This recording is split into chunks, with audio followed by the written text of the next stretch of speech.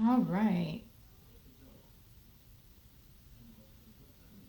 Have you been told that your egg quality is poor, you have low AMH, your eggs are too old, that you need to use a donor egg, that, you need to hurry up right now or else it's all said and done?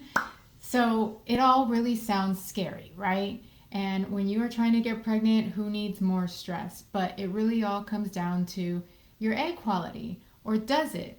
Are you missing the point here?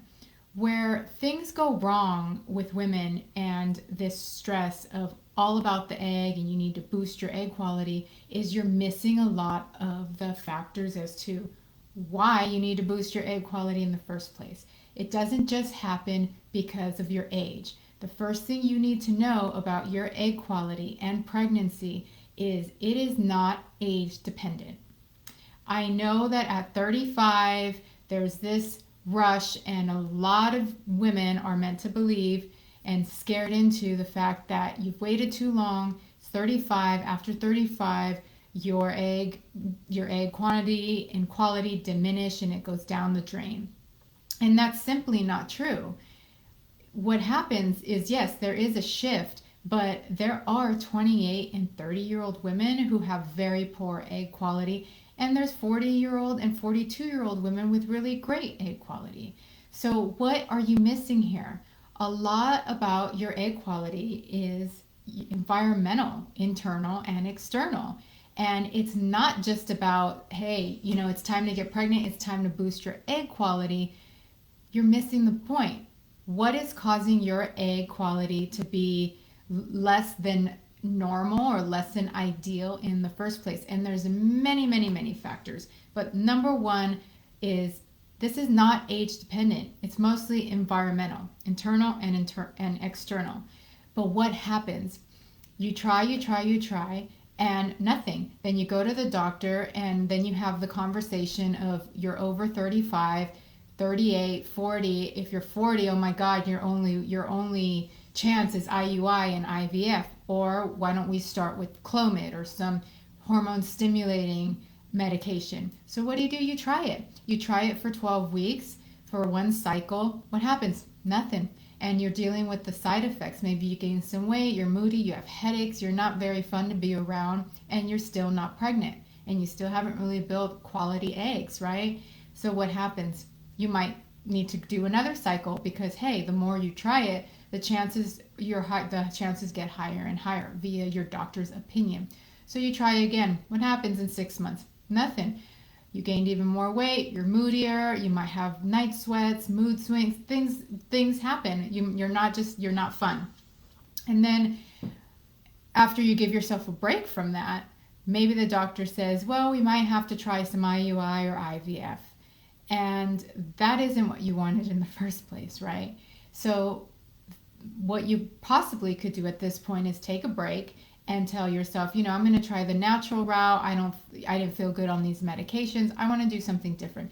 So you research, you buy some books about how to boost your egg quality, and you change your diet around, which what happens? You might feel good for a little bit, but is that really helping you in the long run? Is that diet, is the food you're eating appropriate to you? Have you made the necessary changes in your food, if any at all need to be changed? Right? You don't really know because it's not specific to you.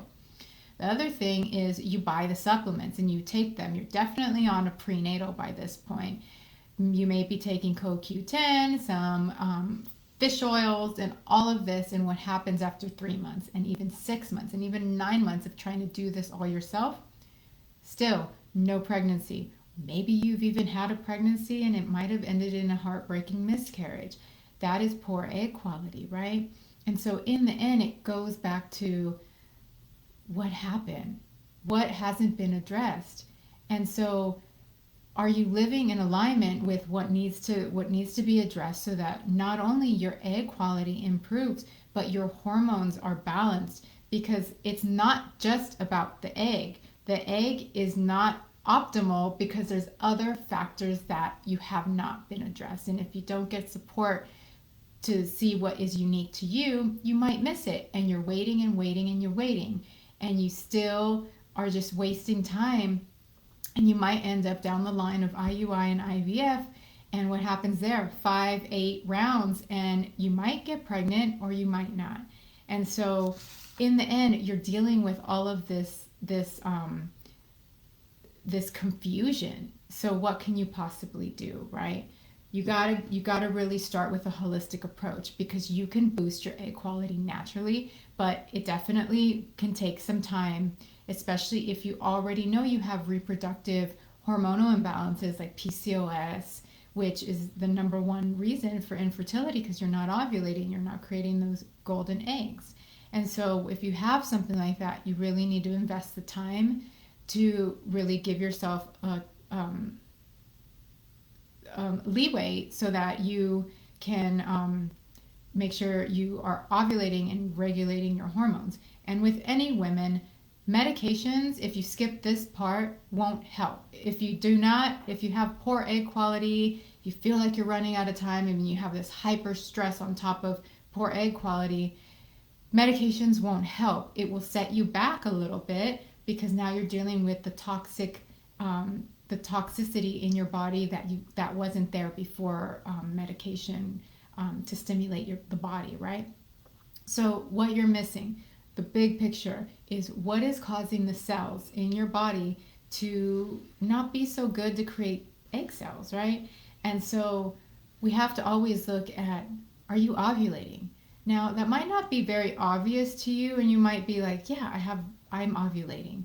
But are you ovulating on time? Are you ovulating too early? If you're ovulating too early, then that egg might not be mature. It might not have enough time to ripen, and then things don't end well after that. And so you have to make sure you are living your life in balance with your hormonal harmony. And if you're having regular cycles, it's time to learn to track your ovulation. Make sure that the ovulation and all of those hormones are balanced. It's very, very necessary to start very basic. Then, what are your obvious exposures? What have you been exposed to? Like I said, the egg quality may not be dependent 100% on your age. So, what exposures have you been around? Have you dealt with other inflammation in your body? Like I said, if you have reproductive problems like fibroid cysts, endometriosis, hypothyroidism, and PCOS, there are some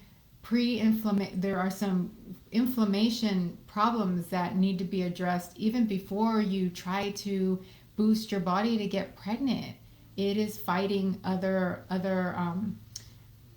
battles that is preventing you from pregnancy, possibly. So those need to be addressed. And the other big thing that really, really, really cannot be addressed with medication, IVF, or IUI, and you really want to boost your egg quality naturally, is, how exposed have you been to toxins? And so these toxins can affect your sperm and the egg quality. And the research is very heavy in all of these findings. And so it's not just enough to say, okay, well, I won't eat fish anymore, so I'm not exposed to heavy metals. You have decades of toxins from pills, plastics, pesticides, viruses, and bacteria that all need to be addressed. And this could be the missing link to your egg quality. Okay, so rather than getting really stressed out by time and this need for medication and then IUI and IVF, let's start by addressing the things that can impact your egg quality. And you can definitely do this naturally. So, like I said, what have you been exposed to, right? Pills, plastics, pesticides, heavy metals, viruses, and bacteria. Those all need to be addressed, and you need to give your body some time before you even start to get pregnant while you're dealing with those. Are you living in alignment with your cycle? Are you just focusing and stressed out about the ovulation period? You have to be in alignment with when your hormones shift so that your egg quality is in tip-top shape and your hormones are totally balanced, right? Are you taking the right herbs or supplements that are appropriate to you? You may not need that stuff. You may not need to supplement. You may not even need to some of these supplements might be the wrong thing for you. Some of them might be increasing your toxicity level. Yes, supplements are toxic. They can be toxic. So you need supplements that are specific to you for your needs and for the inflammation you may be dealing with. And that doesn't come from a prenatal. Most prenatals, maybe you're taking a 20% uptake in the nutrition. What the 80% might be filler and other toxic chemicals. So you need to be aware of those. And so if you've read the books, if you've gone to the doctor, even if you've taken Clomid, even if you've taken a cycle of IUI and might be going to IVF and nothing's worked, it's probably because you haven't addressed your body and the challenges your body is having in creating those golden eggs in the first place.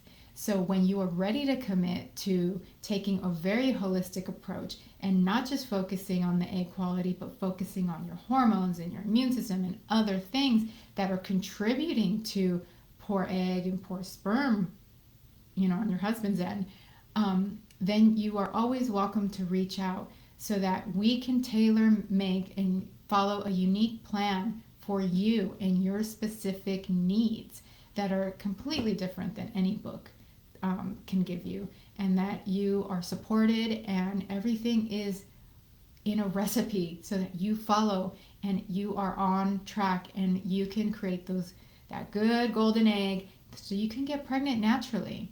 Okay, so you are always welcome to reach out. Let me know below. Give me a thumbs up if you like this information, and let me know below if you want to book your call for a free fertility clarity session with me so that we can set you up for not only great egg quality but a safe and healthy pregnancy down the line.